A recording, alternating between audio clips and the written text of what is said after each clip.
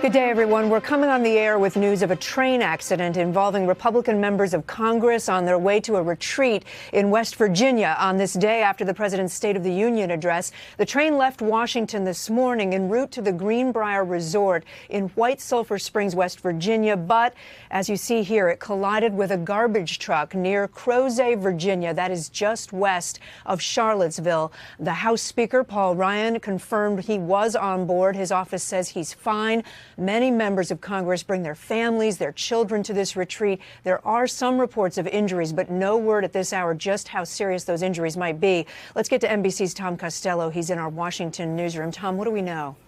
Not a lot, other than our reporting from talking to people on board the train would suggest nobody seriously injured on the train. Amtrak releasing a statement saying, quote, that there are no reported, I'm reading here off the computer, no reported injuries to passengers or crew members. Local law enforcement investigating the incident, and crews are inspecting the equipment for damage. The train originated, as you know, in D.C. The question is whether there are injuries and how severe those injuries may be involving the people who may have been in that trash truck. The photograph, we should hasten to add, shows what appears to be trash littered next to the tracks. That is not debris from the train. The train, we believe, is still upright and sitting on the tracks. We believe that that's the trash from the trash truck that literally exploded as it was hit by the train. The question, of course, is how did this all happen? Was that trash truck on the tracks when it should not have been? Were there crossing guards? All of that will, of course, be part of the investigation. The NTSB and the Federal Railroad Administration both tell me that they are aware of the incident. They have not yet launched a go team. However, that would seem likely, especially given the fact that members of Congress were involved in this incident. But again, at this moment, does not appear anybody on the train was injured. Waiting to hear about the driver and the people inside that truck. Kate? All right, Tom, thank you. Stand by there. NBC's Garrett Hake is at the Greenbrier. That's the resort in West Virginia where they were headed, where all these GOP members of Congress, the Senate and the House, were to spend some time together. And Garrett, we mentioned this is, I covered Congress for many years. This is a family retreat. So you would expect they're bringing their spouses, they're bringing their children.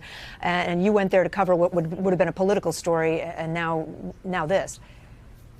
Yeah, now something else entirely, Kate. And that's right. Lawmakers typically charter this train so that they can bring their families, their staff, a whole retinue of folks come down from Washington for this several-day-long retreat, now at least delayed. And we'll see what happens to the political implications to this much later by this crash between the train and some kind of truck on the tracks just outside Charlottesville. Now, we've been hearing from literally dozens of lawmakers have been tweeting to say that they are okay, that there were minor injuries on the train, and asking for prayers in particular for the folks in that truck. Now, it's not just prayers that will help that driver. There are several doctors or former doctors, members of Congress, including Roger Marshall of Kansas, who has, I've seen several tweets that he has been one of the people who was assisting with the driver or drivers of this truck. That seems to be, again, the focus of concern for right now. That train not moving, the political implications of this delayed for some time. Kate. All right, Garrett, thank you. Let me go back to Tom Costello. Tom, you have new details about the truck and the driver?